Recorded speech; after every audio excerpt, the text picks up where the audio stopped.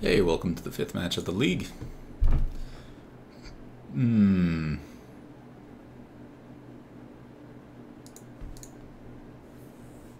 This is not a very good hand, but I think it is a keep, regardless. Steel Overseer and Cranial Plating go a long way, and I do have manlands, especially since they're ink moths there, and 2 ink moths at that. I have decent outs to kill relatively quickly.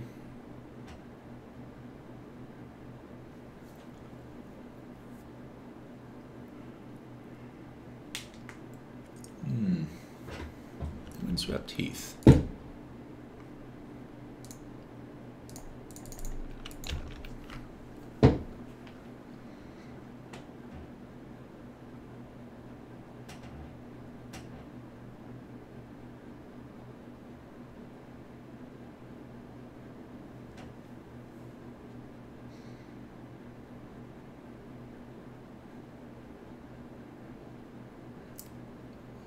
Is this Titan Shift?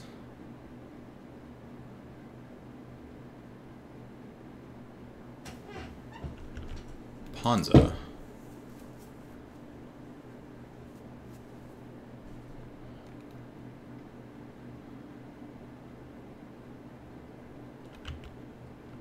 No. What?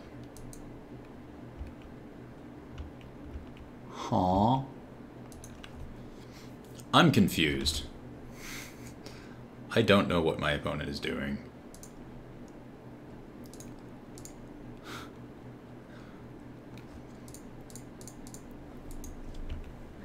Picture me throwing my arms in the air in confusion with a baffled look on my face. I think he's dead next turn?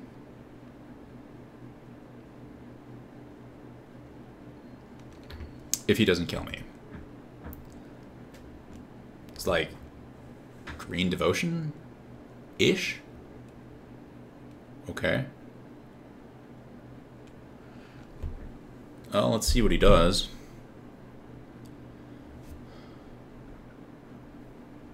Garuk.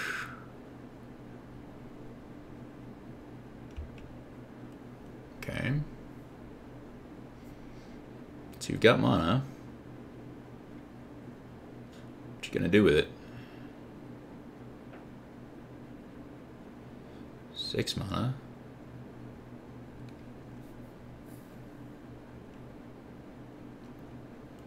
Bloodbraid cascades into Birds of Paradise.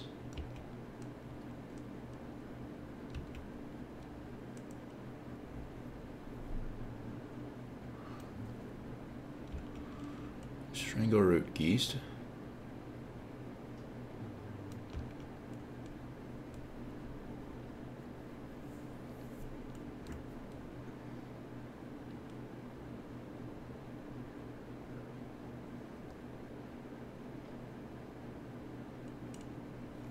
Alright, time to math. If we take the line, Galvanic Blast the Birds of Paradise clears the blocker, 2 counters on Arcbound Ravager. Next turn, Darksteel Citadel, Cranial Plating, Animate, Equip. 1, 2, 3, 4, 5, 6 artifacts. Ravager sacrifices itself with 3 counters on it. Yeah.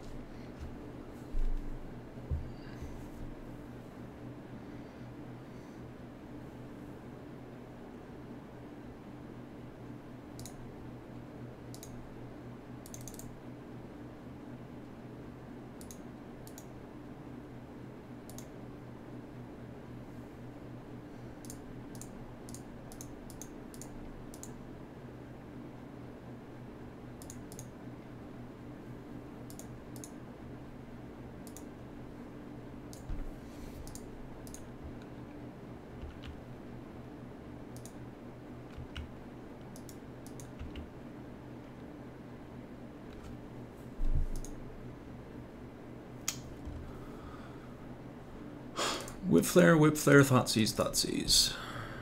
Down with Karns, down with Welding Jar, down with a Memnite. Run like that. I think Grid might be a little too slow, but I do like the Whip Flares.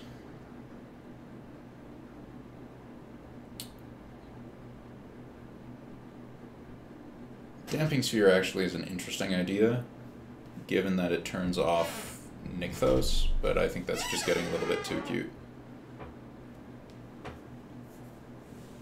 I'm gonna just try to Whip Flare, kill all of his guys, Thoughtseize away his artifact disruption, and then run him over.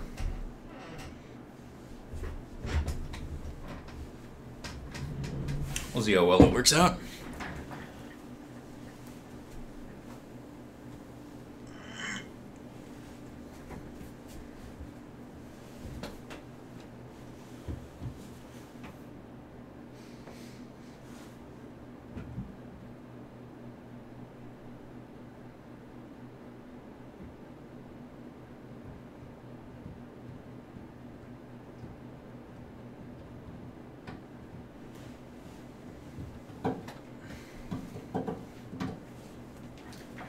You know, on pondering it, I think actually this metagame might have Karn want to move either to the sideboard or just be cut entirely. While Karn is a tremendously powerful card, I think what he adds to Affinity is not something that Affinity currently is in need of. Oh god, I want to keep this hand so much.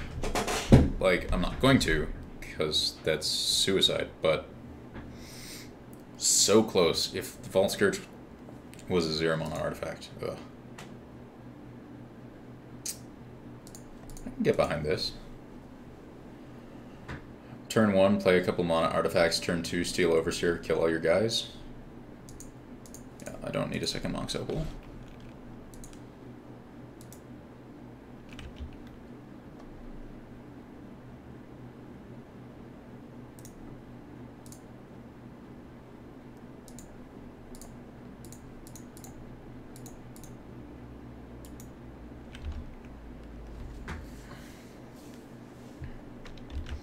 I really hope he doesn't have Utopia Sprawl.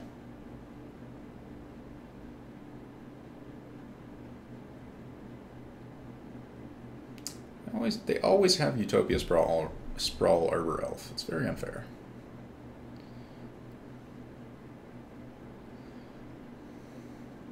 Garrick.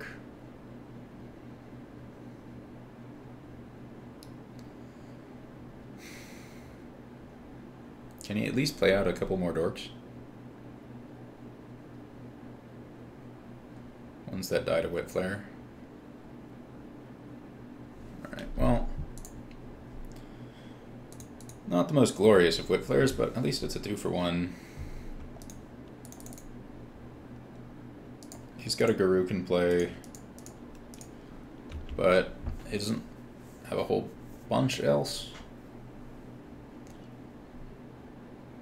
Garuk will die next turn to my Blink Moths.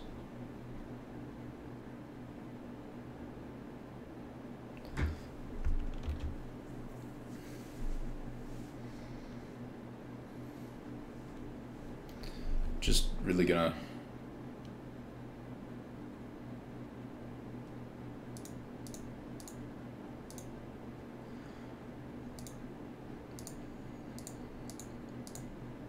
I'm not gonna Thoughtseize when there's a very real chance I'm hitting the land.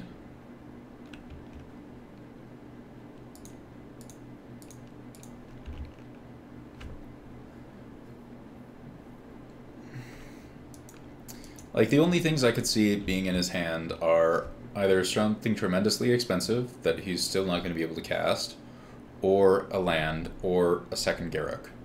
Those are the only things that make sense to me.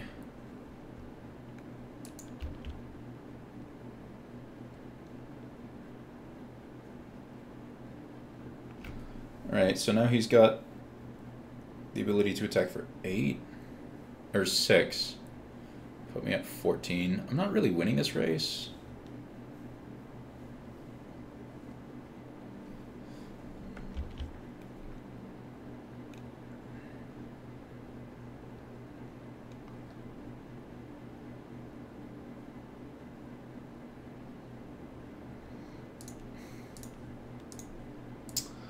Now I'm in Thoughtseize.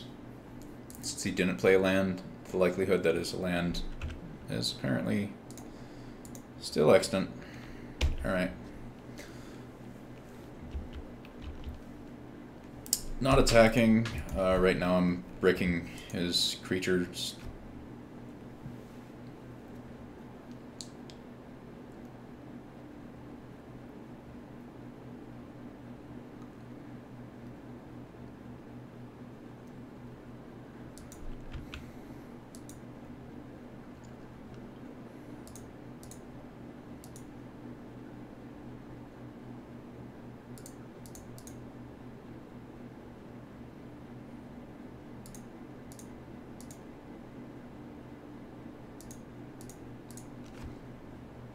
I just need him to not have Fracturing Gust.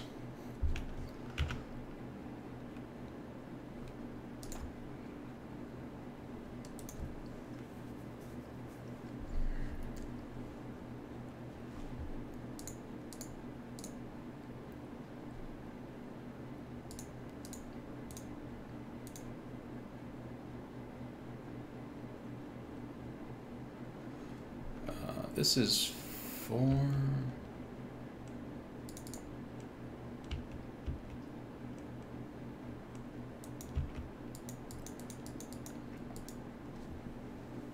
So he's dead next turn.